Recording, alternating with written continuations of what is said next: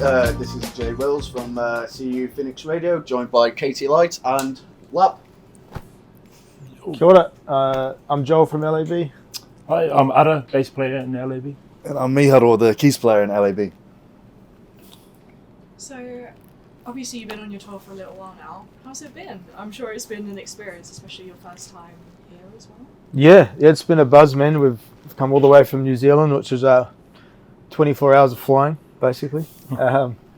And it's been unbelievable to be on the side of the world playing in Europe, playing in the UK for the first time. It's all new territory for us, so it's a real buzz. Yeah. You sold out in Amsterdam, didn't you? Yeah. Yeah, I can imagine that was amazing. Yeah, that went really well, eh? Do you know what your attendance was? I think it was like 1,800. Oh, yeah, wow. yeah, solid crowd there, and it was people that travel from all over. Like we met people from Germany and Sweden. And Not so many Kiwis, eh? no, not a lot of Kiwis, which I think will be a little different tonight. There'll be a lot of Kiwis there tonight. But, so what I was going to ask you is about your new album. So it is L.A.B. 6, which I do love the title. It's nice and easy. Like you know, some artists have like the big thought-out titles. Then you get like yours, like L.A.B. 6, or you get Ed Sheeran's like Divide Plus. Yeah, that's and all the other ones. Yeah. So there's 2 singles from it. So what are your singles? Like, what's the whole sort of vibe around those singles? Yeah, so we've released a song called Casanova, which is the second single. Yeah. And the first single we released was Take It Away. Take It Away is like a real kind of riffy reggae, I don't know, it's like rock reggae, I suppose, kind of feel to it. Yeah. Always when I need you there to hear what I say. Take it away, somewhere to go. Lead me astray when nobody knows. And then the second one's our take on a Levert song, like an old R&B song that we've done. Yeah, they're both going really well. And the album's coming out in February, so those are kind of lining up for the release of the album. That's all. That sounds amazing, honestly. And like, what we've all had to listen to, like your music, and what we do love is like you got a bit of everything in that, and you don't see that from like bands nowadays, because like if you look at rock bands, they stick to the same formula, same song structures and stuff, and they don't really take any more influence or anything like hip hop. You get sampling with hip hop, but like you guys, you bring all elements of different genres and like combine them together, and that's absolutely amazing to see. Yeah, thanks, man. So like, what was the whole idea of let's put this together, put that together? Like, what was the whole idea behind that? Yeah, it's been. I mean, we're such a eclectic group of musicians. You know, we all come from different backgrounds, and chucking us all in the same room and just jamming has been a big part of our sound. So. Yeah, I think doing an album every year as well, you just keep exploring little avenues, and it's a luxury to be able to just, how about we jam a country song or hip hop song, and it's been fun. Yeah. No, something to ask, did you like get like performance anxiety or something like that along those lines? Performance in the bedroom. At times, I'm not going to lie, you know, some of the bigger shows, it's like, damn, we played at a venue where I saw Stevie Wonder and a bunch of other my heroes play, and when you're on stage, they would kind of hit me. So, once you get over that, it's all fun and games after that. And then obviously playing with the boys gives you a lot of confidence, and just quickly get into the zone and enjoy it. Yeah, it's a story I've told like a dozen times myself. I'd done like a DJing thing throughout uni. And like growing up on the stage, like there's actual performance. I was just only DJing, couldn't see anybody. Sort of music, everything's going well. Lights come up, see people. Absolutely terrifying. Yeah, for sure. It's something that you just got to learn to work with. You know, I think most performers have gone through some form of performance anxiety in the past, and it's actually something that probably needs to be talked about more. You know, we're in this whole world of people dealing with a lot of mental health problems and stuff, and I'd probably be an advocate for talking about, you know, how do you overcome or get into a frame of mind to perform, to stay calm and all that kind of stuff. Because for sure I've dealt with that as the front man, and thankfully got people around me and things in place that make it nice and easy now, Yeah. which is kind of cool. Do you still experience performance anxiety? Because I know you've obviously performed a lot now, but does it still get to you sometimes? Yeah, for sure. I mean, it's more just learning how to deal with it. It's always going to be there. It's just more of like, how do you what things can you do to kind of mitigate it and just put it in its place. And a lot of musicians do everything backwards. You know, they stay up too late, they're out partying, and then the next day they've got to get on a 7 a.m. flight to the next gig, and then they're all anxious. It's like, well, yeah, no wonder. You know what I mean? So there's things that you can do to really stop that. What helps you guys? Heaps of stuff. So I do a lot of stretching, meditating, breath work as a singer, a lot of voice-body connection, basically. And it's just the normal stuff. Like, you know, if you're I say normal, like if you're an athlete, you know, and you're about to, you know, go to the Olympics and stuff like that, you wouldn't be out partying hard, and you'd be looking after yourself. So the same applies, especially for a singer who has to use their instrument, you know, as soon as they get out of bed, and then at 8 o'clock that night they've got to sing. So there's so many things that you have to consider as a singer. But yeah, there's basically rest, hydration. You know, it's real simple stuff, man. You know, stuff that people just don't think about. What would you say like is your biggest concert you've done to date? Well, biggest gig you've done to date?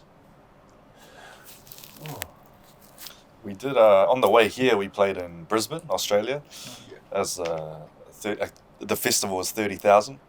But we've done our own show in Auckland, which was 20,000. So Yeah, that we headlined. yeah. So, do you like prefer to go out in these festivals, or do you like just having your own sort of gig? Yeah, I don't know. There's pros and cons to both. I think. Yeah. You know, playing at a festival is like going to a market. You know, there's certain food stalls that have got a longer line. Like, people are there to see certain things. You know what I mean? And you're just one of many things at a festival. When it's your own show, you have far more control over everything. Basically, obviously, it's because it's your show. So that makes it more. I would say a better experience for us as the musicians and for our hard out fans that want to come and watch a 2-hour show. It's definitely better. Yeah. Have you had any like sort of like wild stories about like concerts, anything? Because that's something when I interview someone, I like to sort of know, like sort of dig in to see if what's the wildest thing that's happened during a Wildest concert. thing. Obviously, we You have can talk about. yeah, that we can talk about. Yeah, we do have to keep it clean. Yeah.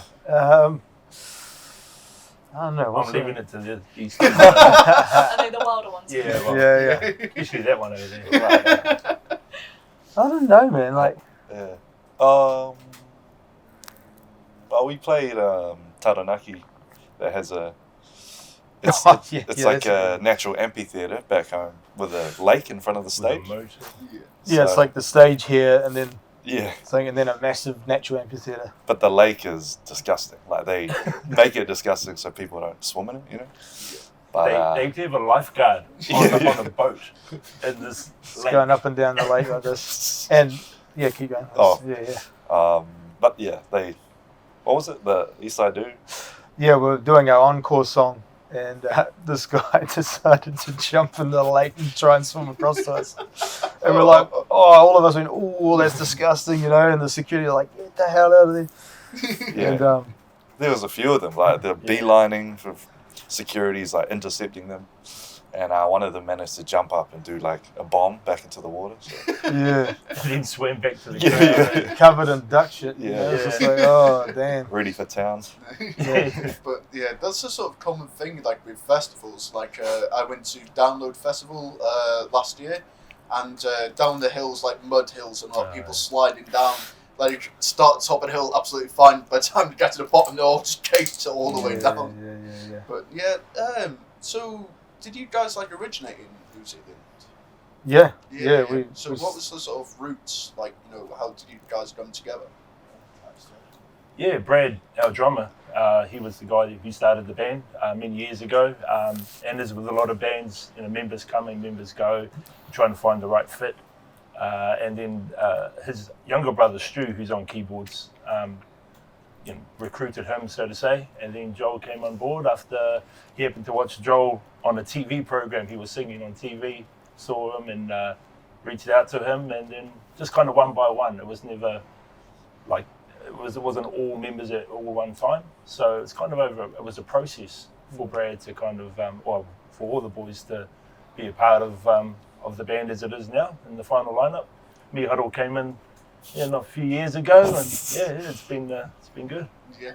You've obviously got like a lot of different backgrounds, like you mentioned earlier. So you've obviously got a lot of different inspirations. Who are the people, or what inspires you to make music and continue to? My family, no one really played music or anything, so I kind of just am still, stumbling my way through different inspirations and that. But they played a lot of like Van Morrison, Earth, Wind and Fire, and just got to know what good music is, and then jamming with these guys, keep developing reggae taste and blues and all that. So my old man started me off as a kid on the guitar. Yeah. I was 3 years old with a ukulele from the rubbish dump with some fishing line string on it, and then singing with him in the car. That was my introduction to music. Lots of country blues stuff, and mum and dad's CD collection. CDs, guys, you know what those are? Just heaps of Americana style stuff, like and English music. To be fair, it was like Joe Cocker, Van Morrison, the Eagles, Led Zeppelin, AC/DC. Heaps of old blues stuff too, like B.B. King and Stevie Ray Vaughan. Lots of Texas blues, ZZ Top. So I had a real typical guitar upbringing, I suppose, blues rock, and then I got introduced to reggae a little bit later in life, probably about 13, 14 years old. I started listening to reggae. I actually started listening to Ada's old band that he used to play with called Catch a Fire, New Zealand reggae band, and that was my introduction to reggae. And then joining L.A.B, like Miharu said, we've been going through this journey with the band, learning lots about the actual style of reggae itself, going deep into different little pockets of where it's from, and it's just such a beautiful style of music. As Joel said there, you were with Catching Fire. Are you still with Catching Fire? No, I left that band a few years ago. Actually, the last time I was in England was touring with them. So it's been cool to come back with this band and experience, all the sights and sounds again. But Catch a Fire's still going though, just without me. No, but like, how long were you with that band before you joined L.A.B? So I was with the band for like 6 or 7 years. The first 2 albums, so I was the bass player for the first 2 albums, and even on the 3rd album, there's a few songs on there with the boys. Still really good friends with them. Then there's a bit of a gap between when I left Catch a Fire and L.A.B was formed. Probably, I'm going to guess because my maths is awesome, 13 years-ish. So, it's a few years in between where I was, still doing music, and but stoked to be with the band and doing this. Right, I've got good questions. We're going to start with you, and we're going to go to you. All right. First song you learned to play on the bass. Stand By Me by Benny King. Played it terrible. I'm going to spud you on that. Absolute sing. Sheesh. What was the first song you learned to sing? Man. Or play on the ukulele that you had? It was definitely, Stand By Me was always the one that you learned at school. So probably that. Singing, man, I can't remember. Probably Jimmy Buffett. Anyone know who that is? Yes, sweet. Margaritaville. We're staying away again in Margaritaville. What the hell? That's right. I think I'm the only Didn't one. know all about that. He just passed away, unfortunately, but legend. Anyway. So Drake for you, is it? Drake. His new release.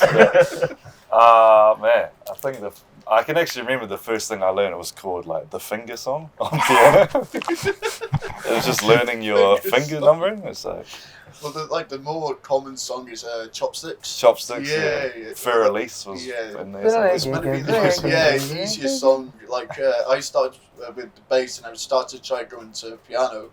And I remember my friend, he has his piano in his house, and I thought, get my phone up and get like chords and stuff. So I learned to play what was it first? Bohemian Rhapsody. Oh. I'm Oh, thinking that it's shit. amazing. I had a couple of beers. I thought I was amazing. In the morning after, I watch and I think, what the hell is this? Yeah. But then the second, I can only play 2 songs, so it's Bohemian Rhapsody and Numb by Linkin Park. Because it's just that song that the Linkin Park's fans will go, oh, it's that song. Yeah. Classic. But you know, especially being amazing, you guys bringing us out here. There's something I do want to ask, so we're going to go from this way now. So, what I tend to do with my interviews, something I'd like to do, don't worry, it's metaphorically, we're not literally going to do it, but we're going to whisk you away to this desert island. So on this desert island, you're going to have 5 albums, 2 films or movies, something you'd eat for a year, something you'd drink for a year, and 1 personal item you can take with you. He did this on our first ever radio show together. I was not prepared for it at all. Yeah.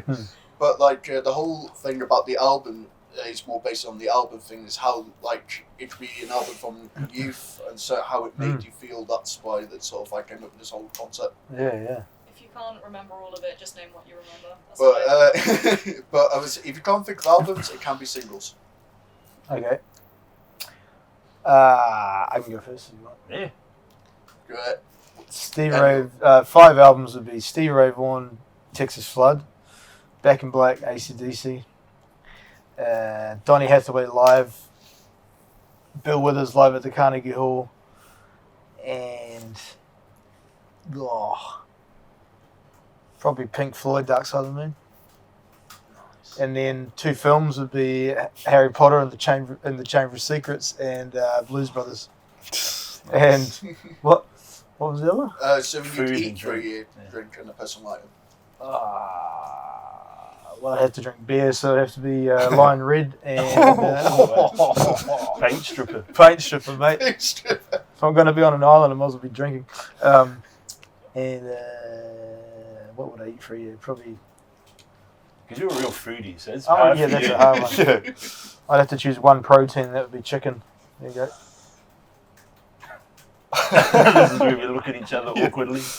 I want to go with Hotel California by the Eagles. I want to go with Doggy Style by Snoop Dogg. That's right. That's right. I'm going to think of others. I'm going to go with Stevie Wonder, Songs in the Key of Life. I'm going to go with Bob Marley's Too Many to Name, but let's go Exodus because you can't go wrong with anything. And Brand New Heavies, brother sister. Nice. I love Brand New my- Heavies. Yeah, Incognito. Yeah. Brand New Bro, Heavies. let's join islands. Yeah, that's right. I'll be the north, you be the south. Food. Oh man, I don't need the best quality food. I just need lots of it. So let's just go with rice. Supply of it. Yeah, I'm just gonna go straight rice. Straight rice. Yeah, and Joel can have all the beer in the world. I'm just gonna go coconut water because these guys know I live on coconut water. And I'm guessing if there's coconuts there, it's a sunny tropical island. I can't believe I That's chose how my that. brain's going. I'll take my wife because she knows how to cook and I don't. So So that she can works for cook me. all that yeah. rice. All that rice, it's hard. I don't know how to cook rice. Right? You can't take your wife as food. No. Back to the roots. A few meals. This is as in New Zealand. We can. Oh, not shit. available in this country. We can put that up. Yeah. I've We're just going to cut you off at Yeah. some point. So What do you did you give us a personal item, Joe?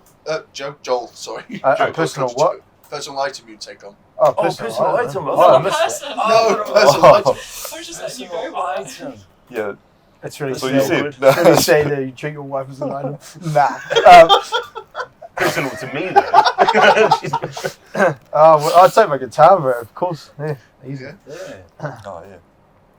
Albums. Britney Spears. Yeah. Drake.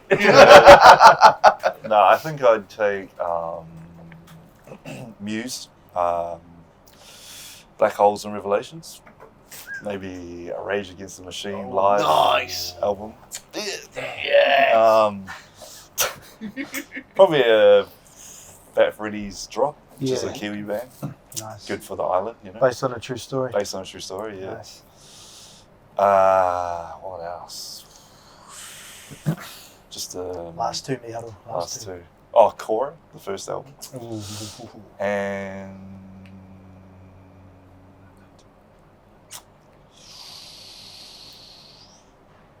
Lot of editing to be done. yeah, and Drake. No. Yeah, I'll just say Catch a Fire. Oh, Good. Out two movies would be Lord of the Rings Oh. and The Matrix.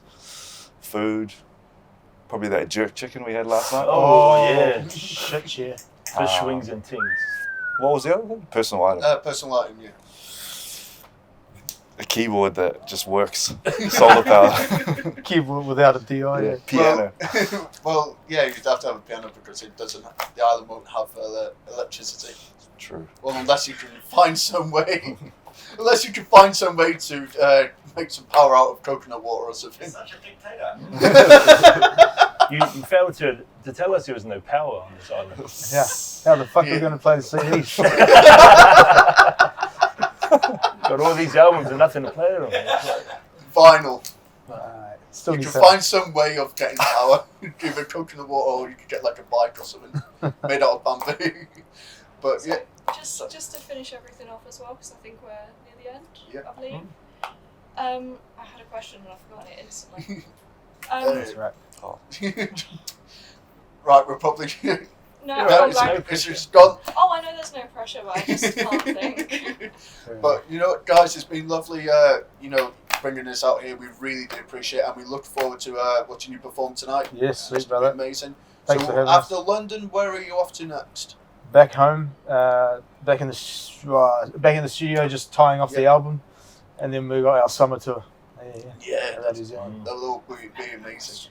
I've remembered my Yeah, question. Go on. Would you like to remind everyone what the date of your new album release is? Yeah, what's the date? Mikey, 16th. Our album's coming out on the 16th of February, 2024. Crazy. Yeah, go get it. Vinyl CDs, stream it. Absolutely. And the tour, the summer tour, make sure you get tickets and go and watch them play. Once again, it's been the wonderful L.A.B. Thank you.